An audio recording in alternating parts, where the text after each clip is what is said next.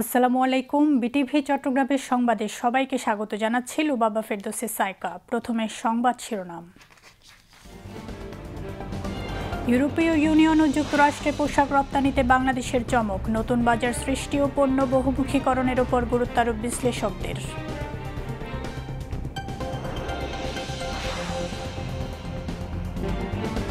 ডাকসু জাকসুর পর এবার রাকসু চাকসুর নির্বাচন। ফ্যাসিবাদের পতনের পর দেশের গণতান্ত্রিক উত্তরণের পথে নেতৃত্ব বিকাশের সময়োচিত পদক্ষেপ, মন্তব্য বিশ্লেষকদের।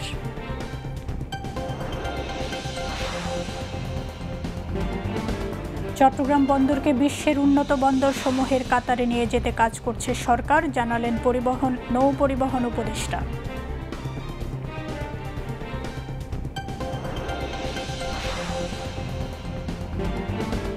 সারা দেশে বাড়ছে ডেঙ্গু চিকনগুনিয়ার প্রকোপ। মশক নিধন কার্যক্রম জোরদার করার পাশাপাশি জ্বর হলে দ্রুত চিকিৎসকের পরামর্শ গ্রহণের তাগিদ বিশেষজ্ঞদের।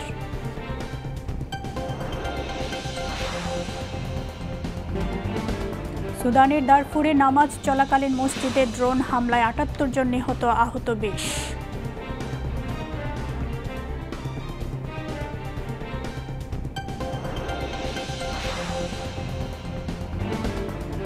এবং দুবাইয়ে এশিয়া কাপ ক্রিকেটের সুপার 4-এ রাতে শ্রীলঙ্কার মুখোমুখি হবে বাংলাদেশ।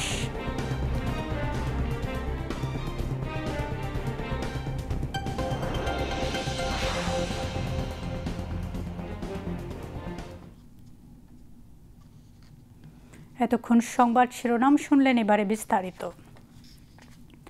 বাংলাদেশের তৈরি পোশাক রপ্তানির বড় দুই বাজার ইউরোপীয় ইউনিয়ন ও যুক্তরাষ্ট্র। সেই দুই বাজারে পোশাক রপ্তানিতে চমক দেখিয়েছে বাংলাদেশ। অন্যদিকে যুক্তরাষ্ট্রের বাজারে চলতি বছরের প্রথম 7 মাসে বাংলাদেশের তৈরি পোশাক রপ্তানি বেড়েছে 21.66%, যা দীর্ঘ 5 রপ্তানিকারক দেশের মধ্যে সর্বোচ্চ। বিশ্লেষকরা বলছেন, তৈরি পোশাক খাতে চায়না ও ভারতের উপর যুক্তরাষ্ট্রের অতিরিক্ত শুল্কের কারণে বাংলাদেশে রপ্তানির সুযোগ বাড়ছে। তবে শুধু বড় দুই বাজারে রপ্তানি বাড়লেই হবে না, নতুন নতুন বাজার খুঁজতে হবে এবং পণ্য বহুমুখীকরণ করতে হবে। রিপোর্ট সুমন মাহমুদের। গত এক দশকে ইউরোপীয় ইউনিয়নে বাংলাদেশের পোশাক রপ্তানি বেড়েছে 58%-এর বেশি। ইউরোপের পরিসংখ্যান সংস্থা ইউরোস্টারের সর্বশেষ তথ্য বলছে, 2015 সালে যেখানে বাংলাদেশ থেকে ইউরোপীয় ইউনিয়নভুক্ত দেশসমূহে তৈরি পোশাক রপ্তানি হয়েছিল 11.54 বিলিয়ন ইউরো, সেখানে 2024 সালে তা দাঁড়িয়েছে 18.28 বিলিয়ন ইউরোতে। ওই তথ্যে আরও বলা হয়, ইউরোপে বাংলাদেশের পণ্যের চাহিদা বাড়ছে এবং দেশটি ক্রমশ গুরুত্বপূর্ণ সরবরাহকারী হয়ে উঠছে। এদিকে যুক্তরাষ্ট্রের বাজারে পাল্টা শুল্কের পুরোপুরি কার্যকর হয়েছে গত মাসে। 7 মাসে এই বাজারে বাংলাদেশের তৈরি পোশাক রপ্তানি হয়েছে প্রায় 22%। প্রবৃদ্ধির এই হার যুক্তরাষ্ট্রের বাজারে শীর্ষ 5 রপ্তানিকারকদের মধ্যে সর্বোচ্চ। নট ডুইং ব্যাড, খারাপ করছে না। বিভিন্নভাবে আমরা যে ট্রেড নেগোসিয়েশন থেকে ধরে ব্যবসার যে এক্সপোর্ট, আমাদের যে অ্যাবিলিটি, এটা কিন্তু আমরা মেনটেন করে যাচ্ছি। তো আগামীতে আমরা পরিস্থিতি আরেকটু ভালো হবে, কারণ ইন্ডিয়ার উপরে যে ট্যারিফ ছিল, এই ট্যারিফটা তো এখনও কমানো হয়নি। So 50% tariff India is like too high, অনেক বেশি। চায়নার থেকে যখন অর্ডার বেড়ে আসবে, অর্ডারগুলো কোথায় যেতে হবে, কোথায় যাবে সে অর্ডার? তো চায়নার অর্ডারগুলো বাংলাদেশে আসবে, অবশ্যই আসবে এবং আসছে। ইন্ডিয়ার অর্ডারগুলো কিন্তু আপাতত এখন যদি ওদের কোনো রিডাকশান না হয়, ওদের ট্যারিফের রিডাকশান না হয়, তাহলে বাংলাদেশেই আসবে। এমনিতেই আমরা এখানে একটা বেনিফিট পাবো, আমরা অ্যাডভান্টেজ নিতে পারবো। এবং আমাদের বাংলাদেশে যে ইন্ডাস্ট্রিটা আছে, ইন্ডাস্ট্রি কিন্তু ভেরি স্টেবল, ভেরি ম্যাচিওর্ড একটা সেক্টর আমাদের বাংলাদেশে। বিশ্লেষকরা বলছেন, মার্কিন যুক্তরাষ্ট্রের চায়নাকে দেয়া উচ্চ শুল্ক নীতি ও চায়না যুক্তরাষ্ট্রের বাণিজ্য যুদ্ধ আর ভারতের উচ্চ শুল্কের কারণে রপ্তানিতে বড় প্রবৃদ্ধি হয়েছে। তবে প্রচলিত বাজারের পাশাপাশি অপ্রচলিত বাজারেও রপ্তানি আয় বাড়াতে হবে, কিন্তু নতুন বাজারও ধরতে হবে। আমরা কিন্তু বিগত সময় দেখতে পাচ্ছি যে আমাদের এই রপ্তানির আসলে এই পণ্যর যে আমাদের ডাইভার্সিফিকেশনের কথা আমরা দীর্ঘদিন ধরে বলছি, সেটা কিন্তু আসলে করা যাচ্ছে না। ওই অল্প কিছু দ্রব্যের উপরেই আমাদের রপ্তানির উপরে আমাদের নির্ভর করতে হচ্ছে। আর নতুন বাজার খুঁজে নেওয়া, এক্ষেত্রেও আমরা কিন্তু পিছিয়ে আছি। তো অবশ্যই আমি আশা করি যে যেভাবে আমরা আগাচ্ছি, হয়তো আমরা যেই পরিমাণ রপ্তানি আমরা করছি সেটা আমরা ধরে রাখতে পারবো। লোকাল ট্যারিফের কারণে, যেটা হচ্ছে ইন্ডিয়ার উপর অনেক বেশি হওয়াতে ইন্ডিয়ানরা অন্য বাজার খুঁজছে, যেসব বাজারের মাধ্যমে, যেমন বাংলাদেশের মাধ্যমে তারা পাঠায়। চায়না থেকে নতুন নতুন অর্ডার আসছে। সুতরাং এগুলো যদি আমরা বিবেচনায় নিই, তাহলে আমার মনে হয় আরও $8 বিলিয়ন হয়তো অ্যাচিভ হতেও পারে। অ্যাচিভ করার জন্য যেসব পদক্ষেপ নেওয়া দরকার, যাতে যারা এক্সপোর্টার আছে তারা যাতে ক্ষতিগ্রস্ত না হয়, তাদেরকে যদি আরও যেসব সুবিধা বা যেসব ফ্যাসিলিটিস বিদ্যমান আছে সেগুলো কন্টিনিউ করা, এবং অ্যাট দ্য সেম টাইম নতুন নতুন যে অপরচুনিটিগুলো আসছে, নতুন অর্ডার আসছে, নতুন ফ্যাক্টরি রিলোকেটেড হতে পারে যদি এই ট্রাম্পের রেসিপ্রোকাল ট্যারিফ কিছু কিছু দেশের জন্য যে বেশি চায়না, ইন্ডিয়া এগুলো যদি কন্টিনিউ করে তাহলে বাংলাদেশ একটা সুবিধা পেতেই পারে। বর্তমানে ভারতের জন্য শুল্কের হার 25% থাকলেও আরও 25% বাড়ানোর ঘোষণা দিয়েছে ট্রাম্প প্রশাসন। ফলে পোশাক রপ্তানিতে ভারতের সামনে এখন বড় বাধা যুক্তরাষ্ট্রের শুল্ক নীতি। প্রতিযোগী সক্ষমতায় এগিয়ে থাকায় বাংলাদেশের জন্য যুক্তরাষ্ট্রের বাজারে পোশাক রপ্তানিতে আরও বড় সম্ভাবনা তৈরি হয়েছে মত বিশ্লেষকদের। Sumon Mahmud, BTV news, Dhaka. ডাকসু আর জাকসুর পর এবার অনুষ্ঠিত হতে যাচ্ছে রাজশাহী ও চট্টগ্রাম বিশ্ববিদ্যালয়ের ছাত্র সংসদ নির্বাচন। ঢাকা বিশ্ববিদ্যালয় ছাড়া বাকি 3টি বিশ্ববিদ্যালয়ে প্রায় 3 দশক পর ভোটাধিকার ফিরে পাচ্ছেন শিক্ষার্থীরা। দীর্ঘদিন পর ক্যাম্পাসে গণতন্ত্রের চর্চা বয়ে আনছে এক বড় পরিবর্তনের বার্তা।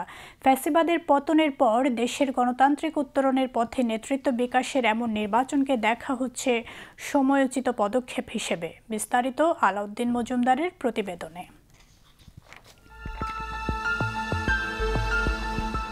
বাংলাদেশের রাজনীতিতে ছাত্র আন্দোলন বরাবরই ছিল একটি নির্ধারক শক্তি। ভাষা আন্দোলন থেকে শুরু করে মুক্তিযুদ্ধ, স্বৈরাচার বিরোধী আন্দোলন থেকে গণতন্ত্র প্রতিষ্ঠার প্রতিটি সংগ্রামে ছাত্র সমাজই ছিল সামনের সারিতে। এই ঐতিহাসিক প্রেক্ষাপটেই ছাত্র সংসদ নির্বাচন শুধুমাত্র একটি ক্যাম্পাস কেন্দ্রিক আন্দোলন নয়, বরং জাতীয় রাজনীতির ভবিষ্যৎ দিক নির্দেশনার সঙ্গে তা গভীরভাবে জড়িত। বলা চলে ছাত্র সংসদ এক ধরনের রাজনৈতিক গবেষণাগার, যেখানে নতুন নেতৃত্ব গড়ে উঠতে পরীক্ষা নিরীক্ষার সুযোগ পায়। এই ছাত্র রাজনীতি থেকে উঠে আসা বহু নেতার জাতীয় রাজনীতিতে সুদৃঢ় অবস্থান তাদের জনপ্রিয়তা ও নেতৃত্বের গ্রহণযোগ্যতার জ্বলন্ত প্রমাণ। জাতীয় রাজনীতিটা অনেক সময় ছাত্রদের রাজনীতির ওপর প্রভাব রাখা হয়, যার কারণে নিয়মিত সময় আমরা ডাকসু নির্বাচন বা জাকসু বা যেগুলো ছাত্র সংসদ নির্বাচন এগুলো ব্যাহত হয় জাতীয় রাজনীতির স্বার্থেই। আমরা যেটা দেখেছি, আমাদের প্রজন্ম যেটা দেখেছে, যে গত যে ফ্যাসিস্ট যেই সময়টা ছিল, এই সময়টাতে আসলে আমাদের নেতৃত্বের জায়গাটা অনেকটা ব্যাহত হয়েছে। তো ছাত্র সংসদ নির্বাচন যদি আমরা ঠিক সময় করে পাই, তাহলে আমার মনে হয় আমাদের যে নেতৃত্ব শূন্যতা যে জায়গাটা, সেটা পূরণ হবে খুব দ্রুত। গণতন্ত্রের জায়গাটা দ্রুত আবার চালু হবে।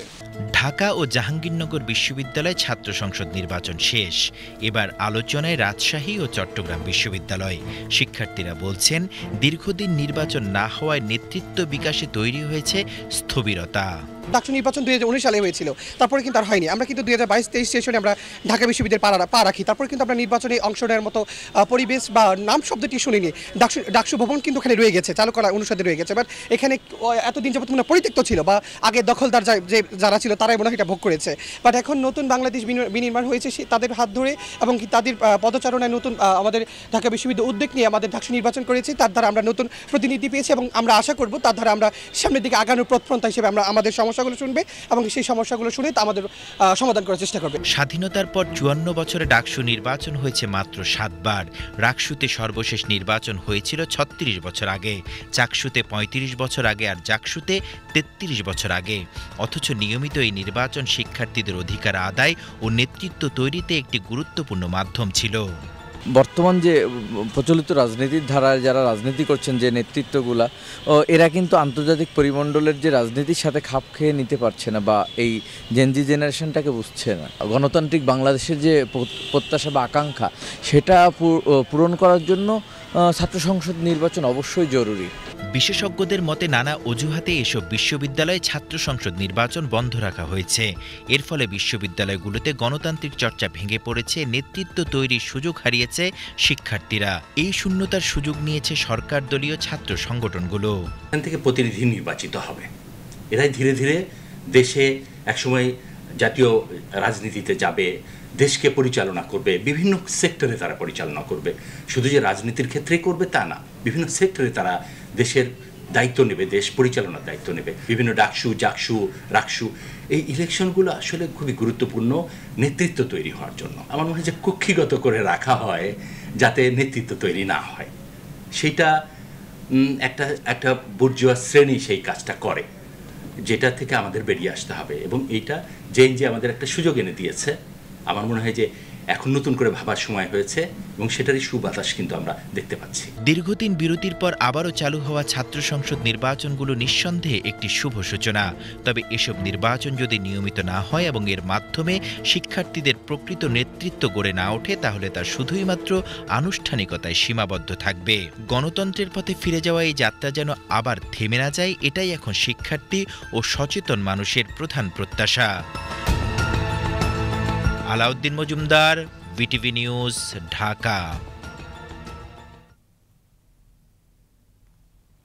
কাস্টমস ও বন্দর ব্যবস্থাপনার সমস্যা, প্রকল্প এবং অগ্রগতি বিষয়ে এক কর্মশালা আজ চট্টগ্রাম বন্দরের ফজলুর রহমান মুন্সি হলে অনুষ্ঠিত হয়।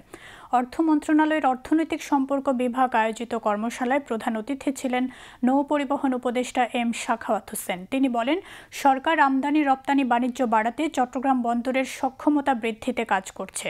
চট্টগ্রাম বন্দরকে বিশ্বের উন্নত বন্দর সমূহের কাতারে নিয়ে যেতে প্রয়োজনীয় পরিকল্পনা প্রণয়ন করা হচ্ছে।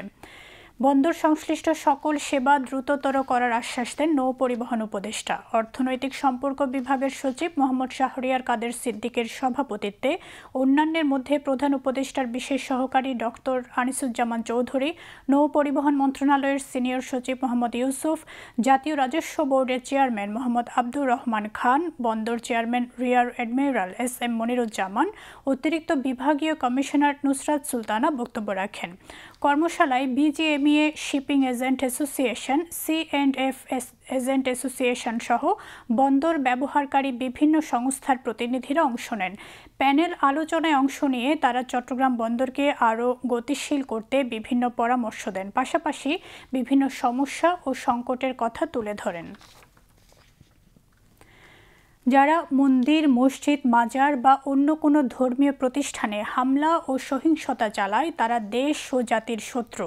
তাদেরকে চিহ্নিত করে আইনের আওতায় এনে বিচার নিশ্চিত করা হবে বলে জানিয়েছেন ধর্ম বিষয়ক উপদেষ্টা ডক্টর আ.ফ.ম. খালিদ হোসেন। সকালে চট্টগ্রাম নগরের দক্ষিণ নালাপাড়ায় শারদীয় দুর্গাপূজা উপলক্ষে এক মত বিনিময় সভায় তিনি একথা জানান। উপদেষ্টা বলেন, এবছর দুর্গাপূজা উপলক্ষে সারা দেশে আইনশৃঙ্খলা বাহিনীর তৎপরতা জোরদার করা হয়েছে। পূজা মণ্ডপগুলোর উপর সার্বক্ষণিক সতর্ক দৃষ্টি থাকবে। মত বিনিময় সভায় অন্যান্যের মধ্যে জেলা প্রশাসক ফরিদা খানম, পুলিশ সুপার মোহাম্মদ সাইফুল ইসলাম শান্ত, হিন্দু ধর্মীয় কল্যাণ ট্রাস্টের ট্রাস্টি দীপক কুমার পালিত বক্তব্য রাখেন। এর আগে ধর্ম উপদেষ্টা পূজা মণ্ডপের সার্বিক প্রস্তুতি পরিদর্শন করেন।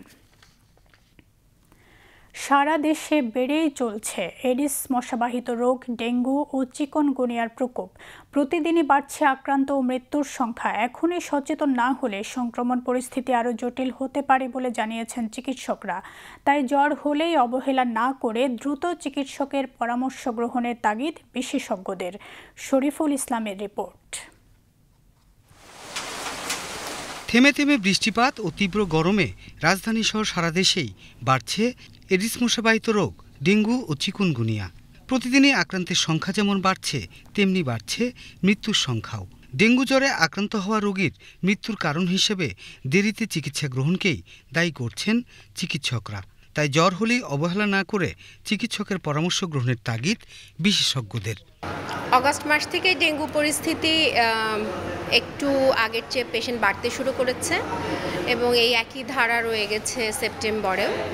এখন আমার মনে হচ্ছে ডেঙ্গু পেশেন্ট অনেক বেশি বেড়ে গেছে। চিকুনগুনিয়ার পরীক্ষা তো হচ্ছে বিভিন্ন জায়গায়, ফলে আমরা আগের তুলনায় কেস বেশি পাচ্ছি। চিকুনগুনিয়া পেশেন্ট প্রচুর আছে কমিউনিটিতে, যেটা হসপিটালে হয়তো খুব বেশি ভর্তি হচ্ছে না, কিন্তু ডক্টররা তাদের প্রাইভেট প্র্যাকটিসে অথবা আউটডোরে আমরা প্রচুর চিকুনগুনিয়া পেশেন্ট পাচ্ছি। জ্বর হলে যেটা করতে হবে, পেশেন্টকে 1 দিন বা 2 দিনের মধ্যে নিকটবর্তী কোনো একটা হসপিটালে যেতে হবে, কোনো একজন ডক্টরের পরামর্শ নিতে হবে। তারা দেখে আইডেন্টিফাই করবেন যে এটা কোন দিকে আগাচ্ছে। এদিকে ডেঙ্গু ও চিকুনগুনিয়ার পরীক্ষা নিরীক্ষা নির্বিঘ্ন করতে স্বল্প মূল্যে সেবা দিচ্ছে রাজধানীর আগারগাঁওয়ের national institute of laboratory medicine. এখানে রয়েছে ডেঙ্গু, চিকুনগুনিয়া, জিকা ভাইরাস সহ সব ধরনের ভাইরাসজনিত রোগের পরীক্ষা নিরীক্ষার ব্যবস্থা। আরটিপিসিআর মেশিন ও র্যাপিড টেস্টের মাধ্যমে স্বল্প মূল্যে মানসম্মত সেবা পাচ্ছে আগত রোগীরা, যার খরচ বাজার মূল্যের প্রায় 3 ভাগের 1 ভাগ। সুশৃঙ্খলভাবে এরা কাজ করে, টেস্টের মানও ভালো অন্য জায়গার থেকে, খরচও অনেক সাশ্রয় মূল্যে অনেক কম। এখানকার অবস্থা মোটামুটি ভালো, সার্ভিসগুলো ভালো দেখতেছি, খরচটাও একদম মানে মানুষের হাতের নাগালে। সংশ্লিষ্টরা বলছেন গত কয়েকদিনের র্যাপিড টেস্টে রোগীর দেহে ডেঙ্গু 40% ও চিকুনগুনিয়ায় 65% শনাক্ত হয়েছে। মোটামুটি কমন যেগুলি টেস্ট সেগুলি তো করা হয়ই, তার সাথে বেশ কিছু রেয়ার প্যারামিটারও আছে যেগুলি অন্য কোথাও হয় না, হয়তো আমাদের এখানে হয়। তো তুলনামূলক আমাদের এখানে তো খরচ অনেকই কম এবং 1000 থেকে 1500 পেশেন্ট এখানে সার্ভিস পায়। তো আমরা আমাদের ইনস্টিটিউটে ডেঙ্গুর পাশাপাশি চিকুনগুনিয়াও পজিটিভ পাচ্ছি এবং আমরা গত 2.5 মাস হলো এখানে ডেঙ্গু, চিকুনগুনিয়া, জিকার একটা মাল্টিপ্লেক্স পিসিআর শুরু করেছি, যেখানে 3টা ভাইরাসের মধ্যে যে কোনো একটা যদি কারো শরীরে থাকে সেটা একই সাথে ডিটেক্ট করা যাবে। ডেঙ্গু ও চিকুনগুনিয়া একটি প্রতিরোধযোগ্য রোগ। মশার কামড় থেকে নিজেকে রক্ষা করতে পারলেই এই রোগের সংক্রমণ ঠেকানো সম্ভব। Shariful Islam, BTV news, Dhaka. Typhoid জ্বরের ভয়াবহ প্রাদুর্ভাব রোধে আগামী 12 অক্টোবর থেকে দেশব্যাপী শুরু হচ্ছে টিকাদান ক্যাম্পেইন। ইপিআই কর্মসূচির আওতায় পরিচালিত এই উদ্যোগে শিশুদের বিনামূল্যে টাইফয়েড টিকা দেওয়া হবে। বিশেষজ্ঞরা বলছেন এই টিকা সাধারণ টাইফয়েড প্রতিরোধের পাশাপাশি দিন দিন বেড়ে চলা ওষুধ প্রতিরোধী টাইফয়েডের বিস্তার রোধেও কার্যকর ভূমিকা রাখবে। বিস্তারিত এমদাদুল হক পল্লবের প্রতিবেদনে। টাইফয়েড জীবাণু মূলত দূষিত পানি ও খাবারের মাধ্যমে ছড়ায়। ঘনবসতিপূর্ণ এলাকা, বস্তি, নিম্ন আয়ের জনগোষ্ঠী এবং যেখানে নিরাপদ পানি ও স্বাস্থ্যসম্মত স্যানিটেশনের অভাব রয়েছে সেখানে এই রোগের ঝুঁকি বেশি। উন্নত দেশগুলোতে স্বাস্থ্যবিধি ও স্যানিটেশন ব্যবস্থা উন্নত হওয়ায় টাইফয়েডের প্রাদুর্ভাব সেখানে কম। তবে বাংলাদেশ সহ অনেক উন্নয়নশীল দেশে এই সংক্রামক রোগ এখনও অন্যতম জনস্বাস্থ্য সমস্যা। শিশুদের সুরক্ষায় আগামী 12 অক্টোবর থেকে সারা দেশে বিনামূল্যে টাইফয়েড টিকা দেওয়ার সার্বিক প্রস্তুতি নিয়েছে সরকার। দেশব্যাপী এই টিকাদান কর্মসূচি সফলভাবে বাস্তবায়িত হলে বাংলাদেশে টাইফয়েডজনিত মৃত্যু অনেকাংশে কমে আসবে বলে মত বিশেষজ্ঞদের। আগামী 12 অক্টোবর থেকে 1 মাসব্যাপী টাইফয়েড ভ্যাকসিন ক্যাম্পেইন শুরু হবে, তার জন্য আমরা প্রস্তুতি নিয়েছি। শুক্রবার এবং সরকারি ছুটির দিন ব্যতীত এই 18 দিন টিকাদান কার্যক্রম চলবে। এর মধ্যে প্রথম 10 দিন যেটা হবে স্থায়ী টিকা কেন্দ্র স্কুলগুলোতে হবে, আর বাকি যে 8 দিন সেটা স্থায়ী এবং অস্থায়ী আউটরিচ সেন্টারে এই টিকাদান ক্যাম্পেইন চলবে। তো রেজিস্ট্রেশন প্রক্রিয়া চলমান প্রক্রিয়া, ব্যাকসিপি এর মাধ্যমে এটা রেজিস্ট্রেশন কার্যক্রম শুরু হয়েছে এবং এটা অনলাইনে করতে হবে। এখন যারা অনলাইন রেজিস্ট্রেশনের আওতায় থাকবে না তাদেরকে আমরা টিকা দেব লাইন লিস্টিং, হোয়াইট লিস্টিং করে। প্রাথমিক ইনফরমেশনগুলো আমরা নোট ডাউন করে তাদেরকে টিকা দেবো, পরবর্তীতে হয়তো তার ভ্যাকসিন কার্ড পাবে। স্কুলের প্রাথমিক থেকে 9ম শ্রেণী পর্যন্ত এবং স্কুল বহির্ভূত 9 মাস থেকে 15 বছর বয়সী বাচ্চাদেরকে আমরা টাইফয়েড টিকা দেবো। 15 বছরের নিচে 61% প্রায় বাচ্চা টাইফয়েডের আক্রান্ত হার সবচেয়ে বেশি, এই কারণে আমরা ওদেরকে এই উদ্দিষ্ট জনগোষ্ঠীকে টিকার আওতায় নিয়ে আসছি। টাইফয়েড জীবাণু অ্যান্টিবায়োটিকের বিরুদ্ধে প্রতিরোধ গড়ে তুলছে, ফলে ওষুধ প্রতিরোধী টাইফয়েড ক্রমশ বাড়ছে। এই অবস্থায় টিকা গ্রহণই সবচেয়ে নিরাপদ সমাধান বলে জানাচ্ছেন বিশেষজ্ঞরা। টাইফয়েড ভ্যাকসিন যদি একবার দেওয়া হয় সেটা 10 থেকে 12 বছর সুরক্ষা দেবে। এখানে এই টিকা একদম সম্পূর্ণ নিরাপদ, কোনো সাইড ইফেক্ট নাই।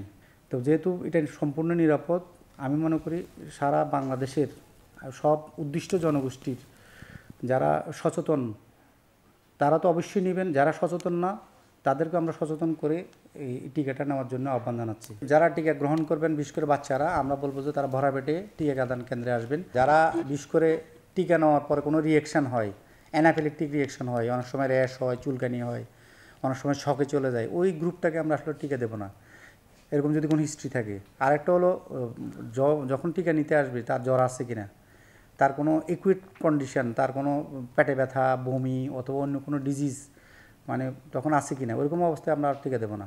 পরবর্তী এইসব বাচ্চা পরবর্তীতে টিকা দিতে পারবে আমাদের নিকটস্থ কেন্দ্রে। বিশ্ব স্বাস্থ্য সংস্থা অনুমোদিত এই টিকা নিরাপদ ও কার্যকর। সরকারের এই ক্যাম্পেইন শুধু শিশুদের জীবন রক্ষা নয়, দীর্ঘমেয়াদে টাইফয়েডজনিত অসুস্থতা ও মৃত্যুহার কমাতে গুরুত্বপূর্ণ অবদান রাখবে বলে মনে করছেন সংশ্লিষ্টরা। এমদাদুল হক পল্লব, বিটিভি নিউজ, ঢাকা।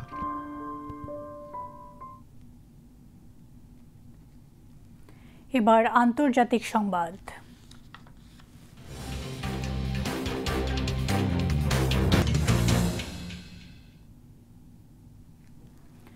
আফ্রিকার দেশ সুদানের দারফুর অঞ্চলে একটি মসজিদে ড্রোন হামলায় অন্তত ৭৮ জন নিহত হয়েছেন। স্থানীয় স্বাস্থ্য কর্মকর্তার কাছ থেকে এ খবর জানা গেছে। দারফুরের এল ফাশের শহরের একটি মসজিদে শুক্রবার ফজরের নামাজের সময় এ হামলার ঘটনা ঘটে। এর পেছনে paramilitary rapid support force RSF জড়িত বলে মনে করা হচ্ছে, তবে সংগঠনটি এখনও দায় স্বীকার কিংবা অস্বীকার কোনোটাই করেনি। সুদানের দারফুর অঞ্চলে দেশটির সেনাবাহিনীর সঙ্গে ২ বছরের বেশি সময় ধরে RSF-এর লড়াই চলছে। দারফুর অঞ্চলে এল ফাশের শহরটি সেনাবাহিনীর সবশেষ শক্ত ঘাঁটি। শহরটির পূর্ণ নিয়ন্ত্রণ নিতে অগ্রসর হচ্ছে RSF-এর যোদ্ধারা। শহরটিতে ৩ লাখের বেশি বাসিন্দা আটকা পড়েছেন। স্থানীয় একজন বাসিন্দা বিবিসিকে জানান, ফজরের নামাজের সময় মসজিদে ড্রোন আছড়ে পড়ে, চোখের পলকে অনেক মানুষ হতাহত হন। ইসরায়েলের নজিরবিহীন হামলায় গাজায় তৈরি হয়েছে ভয়াবহ মানবিক সংকট। গত একদিনে নিহত হয়েছে আরও অন্তত ৪৩ জন। উপত্যকায় প্রায় ২ বছরের ইসরায়েলি আগ্রাসনে এবারে সবচেয়ে ভয়াবহ পরিস্থিতির মুখে ফিলিস্তিনিরা। গাজার এই মানবিক বিপর্যয়ে আন্তর্জাতিক মহল থেকে গভীর উদ্বেগ জানানো হলেও হামলা বন্ধে এখনও কোনো কার্যকর পদক্ষেপ দেখা যায়নি। বিস্তারিত ডেস্ক রিপোর্টে। গাজা শহরে এভাবেই নজিরবিহীনভাবে একের পর এক ভবন গুঁড়িয়ে দিচ্ছে ইসরায়েলি বাহিনী। গাজা দখলে এই আগ্রাসনকে সবচেয়ে তীব্র হামলা হিসেবে বর্ণনা করা হচ্ছে। ইসরায়েলি বাহিনীর দাবি, গাজা সিটির বাসিন্দাদের দক্ষিণে চলে যেতে বাধ্য করতেই এই অভিযান পরিচালিত হচ্ছে। দখলদার দেশটির হামলায় নতুন করে আরও ৪৩ ফিলিস্তিনি নিহত হয়েছেন, আহত হয়েছেন বহু মানুষ। আল জাজিরার এক প্রতিবেদনে বলা হয়েছে, গাজা সিটির মানুষদের পশ্চিম দিকে উপকূলীয় সড়কের দিকে যেতে বাধ্য করা হচ্ছে। নিরবচ্ছিন্ন হামলার কারণে তারা কোথাও বিশ্রাম নিতে পারছেন না। এই অভিযানে পুরো ব্লক ধ্বংস করা হচ্ছে। এখনও তাল আল হাওয়া এলাকায় অনেক পরিবার ধ্বংসস্তূপের নিচে আটকা পড়ে আছে। যদিও শুরুতে অনেকে গাজা সিটি ছাড়তে রাজি ছিলেন না, তবে ক্রমেই আরও বেশি মানুষ দক্ষিণে চলে যাচ্ছেন। কিন্তু গাড়ি ভাড়া করে আসবাবপত্র নিয়ে যাওয়ার খরচ অনেকের পক্ষেই বহন করা সম্ভব হচ্ছে না। তবু শত শত মানুষ হেঁটে দক্ষিণের আল মাওয়াশি অঞ্চলের পথে রওনা হয়েছেন। জাতিসংঘের হিসেব অনুযায়ী গাজা সিটিতে প্রায় ১০ লাখ মানুষ বাস করতেন। ইসরায়েলি হামলায় যার অর্ধেকই এখন শহর ছেড়েছেন। গাজার স্বাস্থ্য ব্যবস্থা এখন ভেঙে পড়ার দ্বারপ্রান্তে। গত ১০ দিন ধরে কোনো জ্বালানি প্রবেশ না করায় হাসপাতালগুলো সীমিত শক্তি দিয়ে টিকে আছে। বলা হচ্ছে, আগামী ৭২ ঘন্টার মধ্যে অচল হয়ে পড়তে পারে গাজার স্বাস্থ্য ব্যবস্থা। অন্যদিকে ইসরায়েলকে আরও $৬৪০ কোটি অস্ত্র দেওয়ার সিদ্ধান্ত নিয়েছে মার্কিন প্রেসিডেন্ট ডোনাল্ড ট্রাম্পের নেতৃত্বাধীন প্রশাসন। গাজার যুদ্ধ বন্ধের জন্য বিশ্বজুড়ে আহ্বানের মধ্যেই এই সিদ্ধান্ত নিল মার্কিন কর্তৃপক্ষ। এদিকে স্পেন, আয়ারল্যান্ড ও নরওয়ের পর ইউরোপের আরেক দেশ পর্তুগাল এবার ফিলিস্তিনকে রাষ্ট্র হিসেবে স্বীকৃতি দিচ্ছে। আগামীকাল আনুষ্ঠানিকভাবে এই স্বীকৃতি দেয়া হবে বলে এক বিবৃতিতে জানিয়েছে দেশটির পররাষ্ট্র মন্ত্রণালয়। জাকিয়া জামান, আনিকা, বিটিভি নিউজ। পরমাণু কর্মসূচি ঘিরে ইরানের উপর আরোপ করা আন্তর্জাতিক নিষেধাজ্ঞা স্থায়ীভাবে তুলে নেওয়া সংক্রান্ত একটি প্রস্তাব জাতিসংঘের নিরাপত্তা পরিষদের ভোটাভুটিতে প্রত্যাখ্যান করা হয়েছে। এর ফলে ইরানের উপর অর্থনৈতিক চাপ আরও বাড়তে পারে বলে মনে করছেন বিশ্লেষকরা। তবে তেহরান বলছে, এই সিদ্ধান্ত রাজনৈতিক পক্ষপাতদুষ্ট। নিরাপত্তা পরিষদের শুক্রবারের বৈঠকে এই সংক্রান্ত ভোটাভুটি হয়। প্রস্তাবটি প্রত্যাখ্যান হওয়ার কারণে ইরানের উপর বিদ্যমান নিষেধাজ্ঞা আগামী ২৮ সেপ্টেম্বর পর্যন্ত বহাল থাকবে। স্থায়ী ও অস্থায়ী মিলে নিরাপত্তা পরিষদের ১৫ সদস্যের মধ্যে প্রস্তাবের পক্ষে ৪টি দেশ ভোট দিয়েছে, বিপক্ষে ভোট দিয়েছে ৯টি দেশ। বাকি ২টি দেশ ভোট দেওয়া থেকে বিরত ছিল। যুক্তরাজ্যের রাজা তৃতীয় চার্লস ও রানী ক্যামিলাকে আগামী বছর যুক্তরাষ্ট্রের আমন্ত্রণের পরিকল্পনা করছেন দেশটির প্রেসিডেন্ট ডোনাল্ড ট্রাম্প। হোয়াইট হাউসের এক কর্মকর্তা বিবিসিকে এ তথ্য নিশ্চিত করেছেন। আগামী বছর যুক্তরাষ্ট্র স্বাধীনতার ২৫০তম বার্ষিকী উদযাপন করবে। তবে এই আয়োজনে যুক্তরাজ্যের রাজা রানীকে আমন্ত্রণ জানানো হবে কিনা সেটা নিশ্চিত নয়। সর্বশেষ ২০০৭ সালে যুক্তরাজ্যের কোনো রাষ্ট্রপ্রধান যুক্তরাষ্ট্র সফর করেছিলেন। ও সময় যুক্তরাজ্যের যুক্তরাজ্যের তৎকালীন রানী দ্বিতীয় এলিজাবেথ রাষ্ট্রীয় সফরে যুক্তরাষ্ট্র যান। 2 দিনের রাষ্ট্রীয় সফর শেষে যুক্তরাজ্য থেকে দেশে ফিরেছেন ট্রাম্প। যুক্তরাজ্যে এটা ট্রাম্পের দ্বিতীয় রাষ্ট্রীয় সফর। দায়িত্ব পালনকালে কোনো মার্কিন প্রেসিডেন্টের যুক্তরাজ্যে দুবার রাষ্ট্রীয় সফর বিরল ঘটনা। ট্রাম্প প্রথম মেয়াদে 2019 সালের জুনে প্রথমবার যুক্তরাজ্যে রাষ্ট্রীয় সফরে গিয়েছিলেন। ট্রাম্প দম্পতির সম্মানে রাজকীয় নৈশভোজ আয়োজন করেন চার্লস ক্যামিলা। উইন্ডসর ক্যাসেলে 160 জন অতিথির জন্য জাঁকজমকপূর্ণ এই ভোজসভা আয়োজন করা হয়। মধ্যপ্রাচ্যে নিরাপত্তা জটিলতা নিয়েছে নতুন মোড়। সৌদি আরব ও পাকিস্তানের মধ্যে স্বাক্ষরিত হয়েছে কৌশলগত পারস্পরিক প্রতিরক্ষা চুক্তি।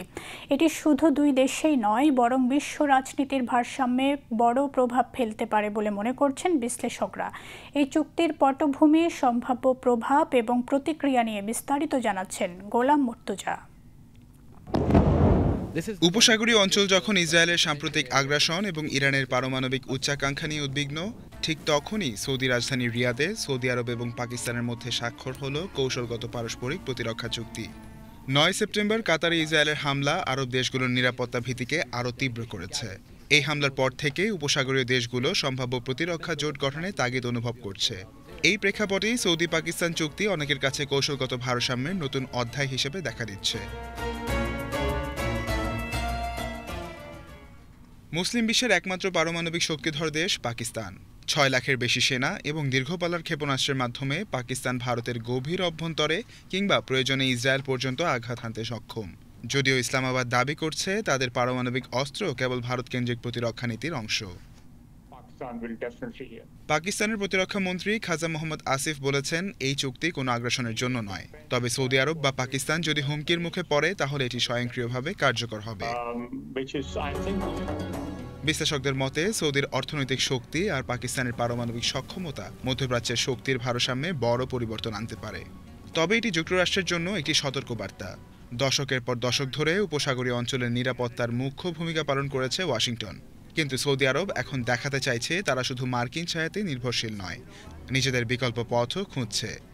আন্তর্জাতিক নিরাপত্তা বিশেষজ্ঞ হাসান আল হাসান মনে করেন, সৌদি আরব কৌশলগত ও প্রচলিত সক্ষমতায় ইসরায়েলের তুলনায় পিছিয়ে। এই চুক্তির মাধ্যমে তারা সেই ঘাটতি পূরণের চেষ্টা করছে। পাকিস্তানের এই চুক্তি নিয়ে উদ্বিগ্ন প্রতিবেশী দেশ ভারতও। পাকিস্তানের তুলনায় ভারতের প্রতিরক্ষা বাজেট কয়েক গুণ বেশি। নতুন অর্থনৈতিক সহায়তা পেলে পাকিস্তান তাদের প্রতিরক্ষা শক্তি বাড়াতে পারবে, যা দক্ষিণ এশিয়ার নিরাপত্তা সমীকরণেও বড় প্রভাব ফেলবে। ভারতের পররাষ্ট্র মন্ত্রণালয় জানিয়েছে তারা এই চুক্তির প্রভাব নিবিড়ভাবে পর্যবেক্ষণ করবে। সৌদি আরব দীর্ঘদিন ধরে পাকিস্তানকে আর্থিক সহায়তা দিয়ে আসছে। সর্বশেষ ইসলামাবাদকে $3 বিলিয়ন ঋণ দিয়েছে রিয়াদ। প্রধানমন্ত্রী শেহবাজ শরীফ সৌদি যুবরাজকে ধন্যবাদ জানিয়ে বিনিয়োগ ও বাণিজ্য সম্প্রসারণে আগ্রহ প্রকাশ করেছেন। চুক্তির আওতায় পাকিস্তানের সেনা সদস্যদের মধ্যপ্রাচ্যে আরও সক্রিয় ভূমিকা রাখার সম্ভাবনা রয়েছে। এটি পাকিস্তানের জন্য অর্থনৈতিক সুযোগ তৈরি করলেও সংঘাতপূর্ণ এই অঞ্চলে ঝুঁকি বহুগুণ বাড়িয়ে তুলতে পারে। যুক্তরাষ্ট্রে পাকিস্তানের সাবেক রাষ্ট্রদূত মালিহা লোথি বলেছেন, পাকিস্তান এখন মধ্যপ্রাচ্যে শক্তি প্রদর্শনের সুযোগ পাচ্ছে। তবে এই অঞ্চল অত্যন্ত অস্থির, তাই এতে বড় ধরনের ঝুঁকিও রয়েছে। যদিও পাকিস্তান পারমাণবিক সহযোগিতা অস্বীকার করছে, বিশ্লেষকরা বলছেন এই চুক্তি কার্যকর হলে মধ্যপ্রাচ্যে ইরান, ইসরায়েল এবং যুক্তরাষ্ট্রের কৌশলগত হিসাব বদলে যাবে। এটি দক্ষিণ এশিয়ার ভারত পাকিস্তান সম্পর্কের উপরও গভীর প্রভাব ফেলতে পারে। রিয়াদে স্বাক্ষরিত এই প্রতিরক্ষা চুক্তি শুধু একটি আনুষ্ঠানিকতা নয়, বরং বিশ্ব নিরাপত্তার নতুন সমীকরণের সূচনা। এখন দেখার বিষয় কোন পথে এগোয় সৌদি পাকিস্তানের কৌশলগত জোট। গোলাম মুর্তুজা, বিটিভি নিউজ।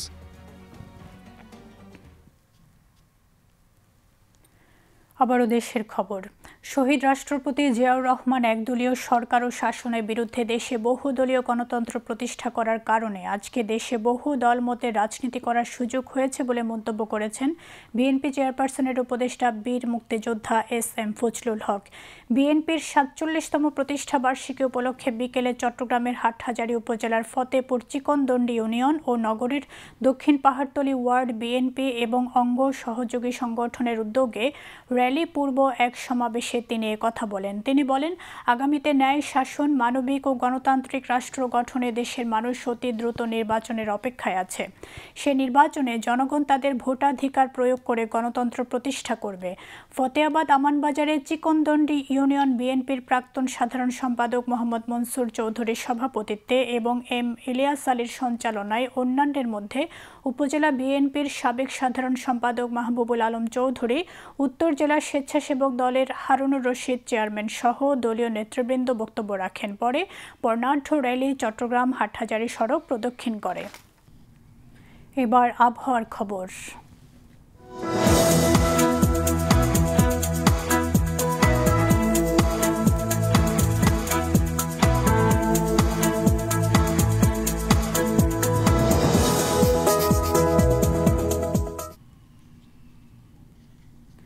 পতেঙ্গা আবহাওয়া অফিস জানিয়েছে, আগামীকাল সন্ধ্যা ৬টা পর্যন্ত চট্টগ্রাম এবং পার্শ্ববর্তী এলাকায় আকাশ আংশিক মেঘলা অথবা মেঘাচ্ছন্ন থাকতে পারে। সেই সাথে অস্থায়ীভাবে অনেক জায়গায় হালকা থেকে মাঝারি ধরনের বৃষ্টি অথবা বজ্রসহ বৃষ্টিপাত এবং কোথাও কোথাও মাঝারি ধরনের ভারী বর্ষণের সম্ভাবনা রয়েছে। দিনের তাপমাত্রা সামান্য হ্রাস পেতে পারে এবং রাতের তাপমাত্রা প্রায় অপরিবর্তিত থাকতে পারে। পরবর্তী ২৪ ঘন্টা আবহাওয়ার সামান্য পরিবর্তনের সম্ভাবনা রয়েছে। নগরীতে আজ সর্বোচ্চ তাপমাত্রা ছিল ৩৩.৯ ডিগ্রি সেলসিয়াস, যা স্বাভাবিকের চেয়ে 2 ডিগ্রি ৩ বেশি, এবং সর্বনিম্ন তাপমাত্রা ছিল ২৬.১ ডিগ্রি সেলসিয়াস, যা স্বাভাবিকের চেয়ে ১ ডিগ্রি বেশি। আগামীকাল চট্টগ্রামে সূর্যোদয় ৫টা ৪২ মিনিটে এবং সূর্যাস্ত ৫টা ৫০ মিনিটে।